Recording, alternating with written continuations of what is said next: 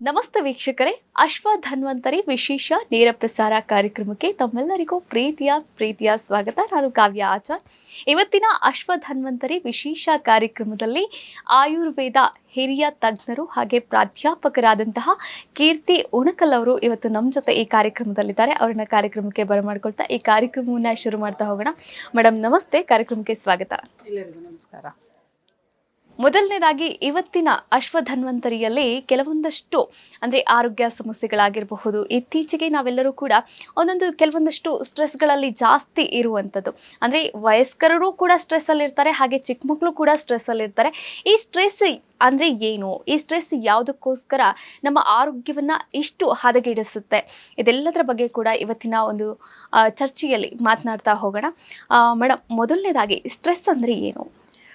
Stress ಅಂದರೆ general ಆಗಿ ಈಗ ಎಲ್ಲರೂ ಡೈಲಿ ಬಳಕೆಯಲ್ಲಿ ಬರೋವಂಥದ್ದು ಕಾಮನ್ ಆಗಿರೋಂಥ ವರ್ಡ್ ಆಗಿಬಿಟ್ಟಿದೆ. ಚಿಕ್ಕ ಮಕ್ಕಳಿಂದ ಹಿಡ್ಕೊಂಡು ಸ್ಕೂಲಿಗೆ ಹೋಗೋರ್ಗೂ ಕೇಳ್ಬೋದು, ಅಮ್ಮ ನಂಗೆ ಸ್ಟ್ರೆಸ್ ಆಗ್ತಾ ಇದೆ, ಅಮ್ಮ ನಂಗೆ ಇದಕ್ಕೆ ಸ್ಟ್ರೆಸ್ ಆಗ್ತಾ ಇದೆ ಅಂತ. ದೊಡ್ಡವರು ಪೇರೆಂಟ್ಸ್ ಮನೇಲಿ ಇದ್ದಾಗಲೂ ಹೇಳ್ತಾರೆ ನಂಗೆ ಇದ್ರ ಬಗ್ಗೆ ಸ್ಟ್ರೆಸ್ ಆಗ್ತಾ ಇದೆ ಅಂತ. ಸೊ ಅದೊಂದು ನಮ್ಮಲ್ಲಿ ಕನ್ಫ್ಯೂಷನ್ ಏನು ಅಂತ ಅಂದರೆ, ಸ್ಟ್ರೆಸ್ ಅಂದರೆ ಶುಡ್ ಬಿ ರಿಲೇಟೆಡ್ ಬರೀ ಮಾನಸಿಕವಾಗಿ ತಗೋಬೇಕಾ ಅಥವಾ ಶಾರೀರಿಕನೂ ತಗೋಬೋದಾ ಅಂತ. So stress includes both.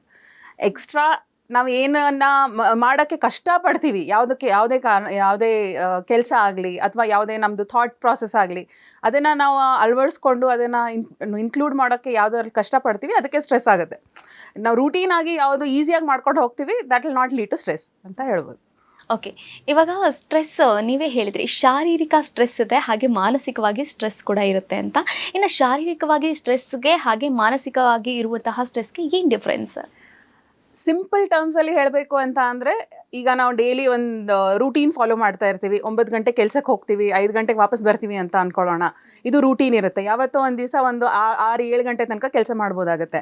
So ಆವಾಗ ನಾವು ಫಿಸಿಕಲಿ ಫಸ್ಟ್ ಸ್ಟ್ರೈನ್ ಆಗ್ತೀವಿ, ಆಯಿತಾ. ಅದು ಹೆಂಗೆ ನಾವು ನಿವಾರಿಸ್ಕೋಬೋದು? ಮನೆಗೆ ಬಂದು ಒಂದು ರೆಸ್ಟ್ ಮಾಡಿದ್ವಿ ಅಂತ ಅಂದರೆ ವಿ ವಿಲ್ ಬಿ ಓಕೆ, ಅದನ್ನು ರಿಕವರ್ ಮಾಡ್ಕೊಳ್ತೀವಿ. ಸೊ ಫಿಸಿಕಲ್ ಸ್ಟ್ರೆಸ್ ಅಂಥದ್ದು, ಆಯಿತಾ. ಯಾವುದು ಜಾಸ್ತಿ ಕೆಲಸ ಮಾಡೋದ್ರಿಂದ. ಮೆಂಟಲ್ ಸ್ಟ್ರೆಸ್ ಏನು ಅಂತ ಅಂದರೆ, ನಮ್ಮ ಥಾಟ್ಸ್, ನಮಗೆ ಡೆಡ್ಲೈನ್ಸ್ ಇರುತ್ತೆ, ಆಯಿತಾ. ನಾವು ವಿ ಆರ್ ವರ್ಕಿಂಗ್ 9 ಗಂಟೆಯಿಂದ 5 ಗಂಟೆ ತನಕನೇ ಕೆಲಸ ಮಾಡ್ತಾ ಇದ್ರು, ಇದು ನನಗೆ ಡೆಡ್ಲೈನ್ ಇದೆ, ಇದನ್ನು ಮಾಡಬೇಕು, ಇದ್ರ ಜೊತೆಗೆ ಮನೇದು ಕೆಲಸ ಮಾಡಬೇಕು, ಅದೆಲ್ಲ ನಾವು ಮನಸ್ಸಲ್ಲಿ ಏನು ಅಂದ್ಕೊಂಡು ನಾವು ಅಂದ್ಕೊಳ್ಳೋಕೆ ಸ್ಟಾರ್ಟ್ ಮಾಡ್ತೀವಿ. ಆ stress whatever it leads to, that is mental stress.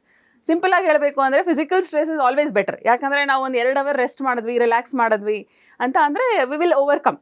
But mental ಸ್ಟ್ರೆಸ್ಸಿಗೆ ಅದನ್ನು ನಾವು ಇಗ್ನೋರ್ ಮಾಡ್ತಾ ಹೋಗ್ತೀವಿ. ಜನರಲಿ ಹೇಗಿದೆ ನಮ್ಮದು ಮೈಂಡ್ಸೆಟ್ ಅಂತ ಅಂದರೆ, ಜನರಲಿ ಅದು ನಾವು ಹೇಳ್ಕೊಳ್ಳಲ್ಲ, ನಾವು ಅದನ್ನು ಇಗ್ನೋರ್ ಮಾಡ್ತಾ ಹೋಗ್ತೀವಿ. ಅದು ಹಾಗೆ ಕಂಟಿನ್ಯೂ ಆದಾಗ it will lead to syndrome ಅಥವಾ ಡಿಸೀಸ್ ಅಂತ ಹೇಳ್ಬೋದು, ಆಂಗ್ಸೈಟಿ ಅಂತ ಹೇಳ್ಬೋದು.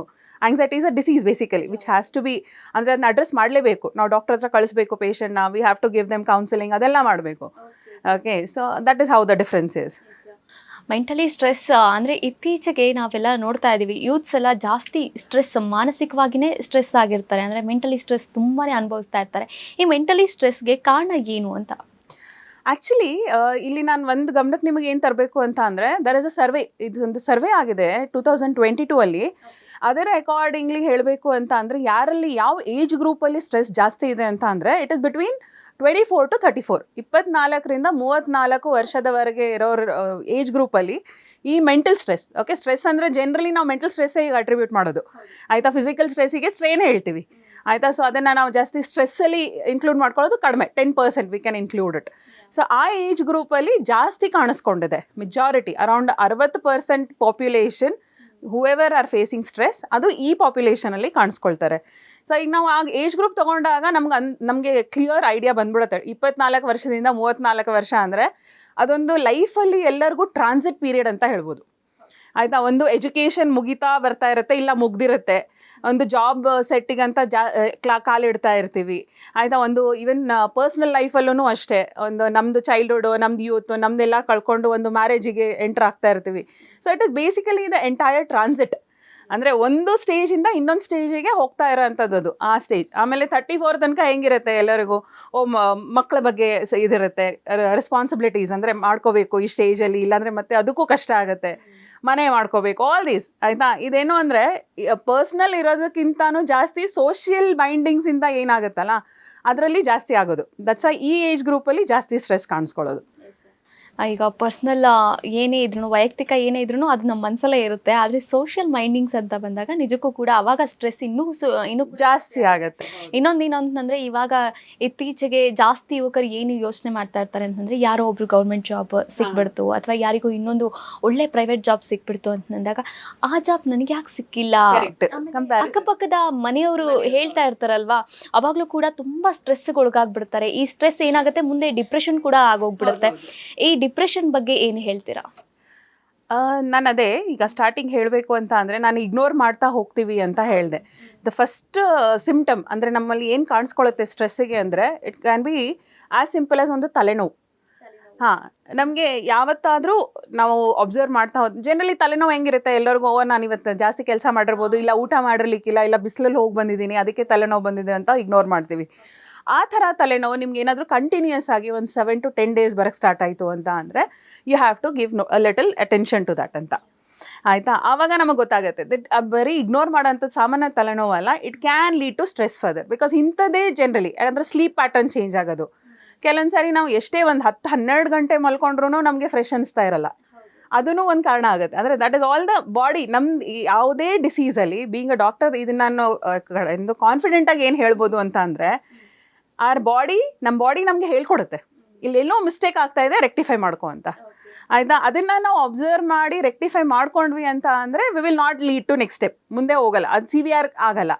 ಅದನ್ನು ಸ್ಟೆಪ್ಪನ್ನ ಇಗ್ನೋರ್ ಮಾಡಿದ್ವಿ ಅಂತ ಅಂದರೆ ನೆಕ್ಸ್ಟ್ ಹೋಗ್ತೀವಿ, ಆಯಿತಾ? ಸೊ ನೀವು ಡಿಪ್ರೆಷನ್ ಬಗ್ಗೆ ಕೇಳಿದ್ರಿ, ನಾನು ಹೇಳ್ತಾ ಇದ್ದೆ ಈ ಸಣ್ಣ ಸಣ್ಣ ವಿಷಯಗಳನ್ನು ನಾವು ಇಗ್ನೋರ್ ಮಾಡ್ತಾ ಹೋದ್ವಿ ಅಂತ ಅಂದರೆ ನನಗೆ ತಲೆನೋವು ಬರ್ತಾ ಇದೆ, ಅಥವಾ ನನಗೆ ಸ್ಲೀಪ್ ಪ್ಯಾಟರ್ನ್ ಚೇಂಜ್ ಆಗಿದೆ, ರಾತ್ರಿ ನಿದ್ದೆ ಬರ್ತಾ ಇಲ್ಲ, ಇಡೀ ದಿವಸ ನಾನು ಮಲ್ಕೋಬೇಕು ಅನ್ನಿಸ್ತಾ ಇದೆ, ಆಯಿತಾ? ಆಮೇಲೆ ಊಟ ಸೇರ್ತಾ ಇಲ್ಲ ಅಂಥದ್ದು, ನನಗೆ ಡೈಜೆಷನ್ ಸರಿಯಾಗಿ ಆಗ್ತಾ ಇಲ್ಲ, ಅಥವಾ ನನಗೆ ಯಾವುದ್ರಲ್ಲೂ ಖುಷಿ ಇಲ್ಲ, ಇಂಥದ್ದೆಲ್ಲ ಚಿಕ್ಕ ಚಿಕ್ಕದು ನಮ್ಗೆ ಕಾಣಿಸ್ಕೊಳ್ತು ಅಂತ ಅಂದರೆ ನಮಗೆ ಗೊತ್ತಾಗ್ತಾ ಇದೆ ದಿಸ್ ಇಸ್ ಮೆಂಟಲ್ ಸ್ಟ್ರೆಸ್ ಅಂತ, ಬಿಗಿನಿಂಗ್ ಆಫ್ ದ್ಯಾಟ್. ಸೊ ಇದನ್ನು ನಾವು ಇಗ್ನೋರ್ ಮಾಡ್ತಾ ಹೋದಂಗೆ it will lead to depression. ಅದರ ಜೊತೆಗೆ ಎನ್ವಿರಾನ್ಮೆಂಟಲ್ ಫ್ಯಾಕ್ಟರ್ಸ್ ಖಂಡಿತ ನೀವು ಹೇಳ್ದಂಗೆ, ಈಗ ನಮ್ಮ ಫ್ರೆಂಡ್ಸ್ ಇರ್ಬೋದು, ಅಥವಾ ಫ್ಯಾಮಿಲಿ ಅಥವಾ ರಿಲೇಟಿವ್ಸ್ ಇರ್ಬೋದು, ಅವರು ಸಾಮಾನ್ಯವಾಗಿ ಕೇಳ್ತಾರೆ ನಿಂಗೆ ಎಲ್ಲಿ ಜಾಬ್ ಸಿಕ್ತು ಏನು ಅಂತ. ಬಟ್ ನಾವು ಅದನ್ನು ಪರ್ಸ್ನಲ್ ಆಗಿ ತೊಗೊಂಡು ಅದ್ರ ಬಗ್ಗೆನೇ ಸ್ಟ್ರೆಸ್ ಮಾಡ್ಕೊಳ್ಳೋಕೆ ಸ್ಟಾರ್ಟ್ ಮಾಡ್ತೀವಿ.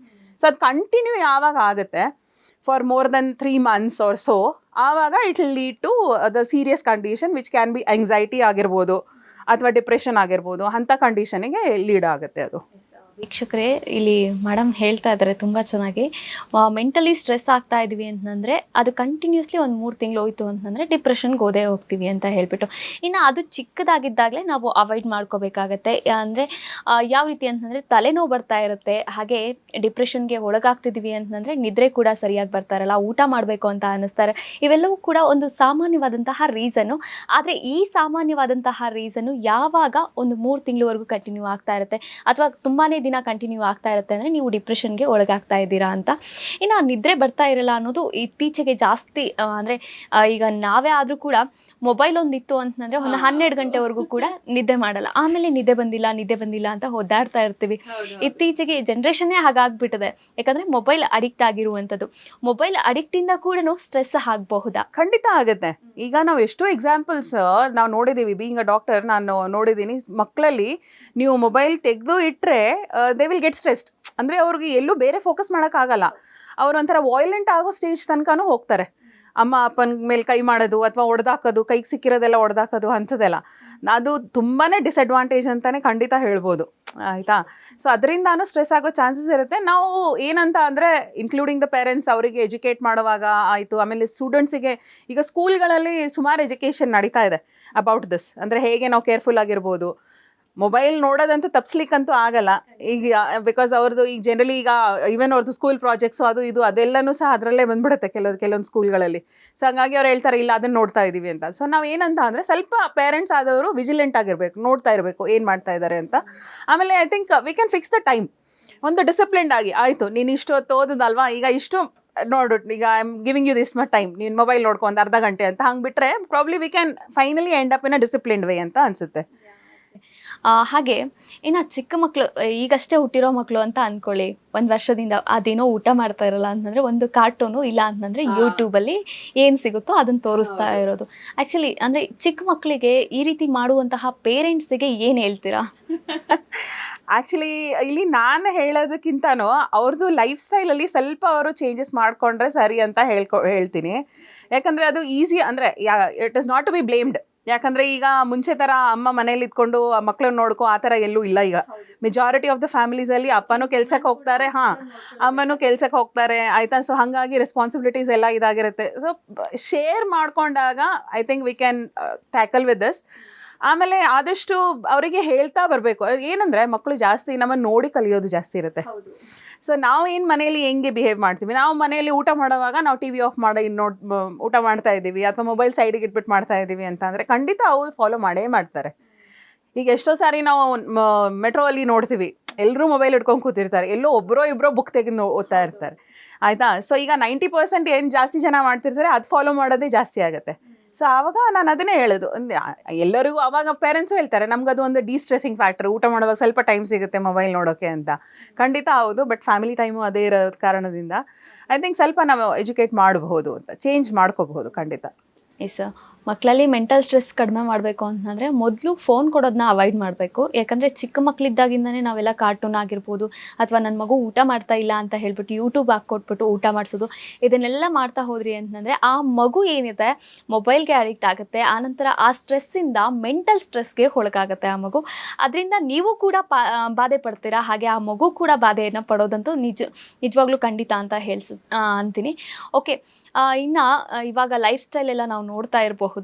ಏನಾದರೂ ಒಂದು ನಾನು ಎಲ್ಲಾದರೂ ಹೊರಗಡೆ ಹೋಗ್ತಾ ಇದ್ದೀನಿ ಅಂತಂದರೆ ಸ್ನ್ಯಾಪ್ ಹಾಕೋದು, ಹಾಗೆ ಅಂದರೆ ನಾನು ಇಂಥದ್ದು ತಿಂತಾ ಇದ್ದೀನಿ, ಇಲ್ಲಿ ಹೋಗಿದ್ದೀನಿ. ಇವಾಗ ಯೂತ್ಸ್ ಅಂತಂದಮೇಲೆ ಇದಕ್ಕೆ ಅಡ್ಜಸ್ಟ್ ಆಗಿಬಿಟ್ಟಿದ್ದಾರೆ, ಅವಾಯ್ಡ್ ಮಾಡೋಕ್ಕಂತೂ ಆಗಲ್ಲ ಏನಿಲ್ಲ. ಆದರೆ ಇದರಿಂದ ಬೇರೆಯವ್ರಿಗೂ ಕೂಡ ಮೆಂಟಲ್ ಸ್ಟ್ರೆಸ್ ಆಗ್ತಾ ಇರುತ್ತೆ. ಯಾಕಂದರೆ ನಾನು ಅಲ್ಲಿ ಹೋಗಿಲ್ವಲ್ಲ, ನಾನು ಅದನ್ನು ತಿಂದಿಲ್ವಲ್ಲ, ನಾನು ಅದನ್ನು ತಿನ್ನಬೇಕು, ನೆಕ್ಸ್ಟ್ ನಾನು ಕೂಡ ಸ್ನ್ಯಾಪ್ ಹಾಕಬೇಕು. ಈ ಸೋಷಿಯಲ್ ಮೀಡಿಯಾ ಎಷ್ಟು ನಮ್ಮ ಮೆಂಟಲ್ ಸ್ಟ್ರೆಸ್ಗೆ ಇನ್ನೂ ಕೂಡ ಸ್ಟ್ರೆಸ್ ಮಾಡುತ್ತೆ, ಅಥವಾ ಸ್ಟ್ರೆಸ್ಸಿಗೆ ಅವಾಯ್ಡ್ ಮಾಡಬೇಕು ಅಂದರೆ ಸೋಷಿಯಲ್ ಮೀಡಿಯಾದಿಂದ ಏನು ಮಾಡಬೇಕು?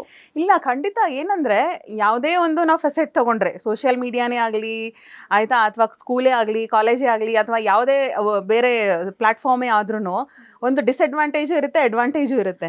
ನಾವು ಏನಂತ ಅಂದರೆ ಹಿಂಗೆ ನಾವು ತೊಗೊಂಡು ಬೇರೆಯವ್ರದ್ದು ಸ್ಟೇಟಸ್ ನೋಡಿಕೊಂಡು ನಾವು ಕಷ್ಟಪಡೋದು, ಅದು ಡಿಸ್ಅಡ್ವಾಂಟೇಜ್ ಒಂದು ಕಡೆ. ಆದರೆ ಇನ್ನೊಂದು ಕಡೆ we can take it as a motivation, ಆಯಿತಾ. ಸೊ ಈಗ ಜನರಲಿ ಸ್ಕೂಲ್ಸ್ಗಳಲ್ಲಿ ಅದಕ್ಕೇನೆ ಒಂದು ಸ್ವಲ್ಪ ಸ್ಪಿರಿಚುವಲ್ ಟೀಚಿಂಗನ್ನು ಸ್ವಲ್ಪ ಬಂದರೆ ಮಕ್ಕಳಿಗೆ ಎಕ್ಸೆಪ್ಟೆನ್ಸ್ ಜಾಸ್ತಿ ಆಗುತ್ತೆ. ಆವಾಗ ಇದೆಲ್ಲ ನಮಗೆ ಅದು ಬೇರೆಯವ್ರದ್ದು ನೋಡಿಬಿಟ್ಟು ನಾವು ಸ್ಟ್ರೆಸ್ ಆಗೋದು ಯಾವಾಗ ಅಂತ ಅಂದರೆ ನಮ್ಮಲ್ಲಿ ಎಕ್ಸೆಪ್ಟೆನ್ಸ್ ಇಲ್ಲದೆ ಇರುವಾಗ. ಈಗ ಎಲ್ಲರದ್ದು ಲೈಫ್ ಒಂದೇ ಥರ ಇರೋಕ್ಕಾಗಲ್ಲ, ಎಲ್ಲರದ್ದು ಚೈಲ್ಡ್ಹುಡ್ ಒಂದೇ ಥರ ಇರೋಕ್ಕಾಗಲ್ಲ, ಎಲ್ಲರೂ ಪೇರೆಂಟ್ಸ್ ಒಂದೇ ಥರ ಮಕ್ಕಳನ್ನ ಬೆಳೆಸೋಕ್ಕಾಗಲ್ಲ. ಆ ಕಾರಣದಿಂದ ಅವರಿಗೆ ಗ್ರ್ಯಾಜುಲಿ ಈಗ 10-12 ಇಯರ್ಸ್ ತನಕ ಅಂತೂ ಮಕ್ಕಳಿಗೆ ಏನೂ ಇರಲ್ಲ ಕಷ್ಟ, ಅಂದರೆ ಅವ್ರಿಗೆ ಗೊತ್ತೂ ಆಗಲ್ಲ ಏನು ಆಗ್ತಾ ಇದೆ ಅಂತ.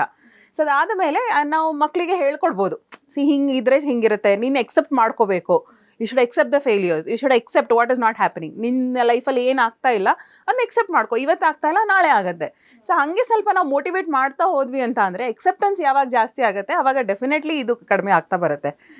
ಸೊ ಈಗ ಸೋಷಿಯಲ್ ಮೀಡಿಯಾಯಿಂದ ದೂರ ಇರಿ ಅಂತ ಅಂದರೆ ಪ್ರಾಬ್ಲಿ ಯಾರೂ ಒಪ್ಪಲ್ಲ. ಆಮೇಲೆ ಅದರಿಂದನೇ ಅದೇನೇ ಹೇಳ್ತಾ ಇದ್ದೆ, ಅಡ್ವಾಂಟೇಜಸ್ ಅದರಲ್ಲೇ ಇದೆಯಲ್ವಾ. ಈಗ ಸೋಷಿಯಲ್ ಮೀಡಿಯಾದಿಂದ ಎಷ್ಟೊಂದು ಈಗ ಅಡ್ವಾಂಟೇಜಸ್ ಕೂಡ ಇದೆ. ಸೊ ಅದನ್ನು ನಾವು ನೋಡಿಕೊಂಡು ಅದರಲ್ಲಿ ಮಾಡ್ಕೋಬೋದು. ವೀಕ್ಷಕರೇ, ಅಶ್ವಧನ್ವಂತರಿ ವಿಶೇಷ ಕಾರ್ಯಕ್ರಮದಲ್ಲಿ ಈಗೊಂದು ಪುಟ್ಟದಾದ ವಿರಾಮ.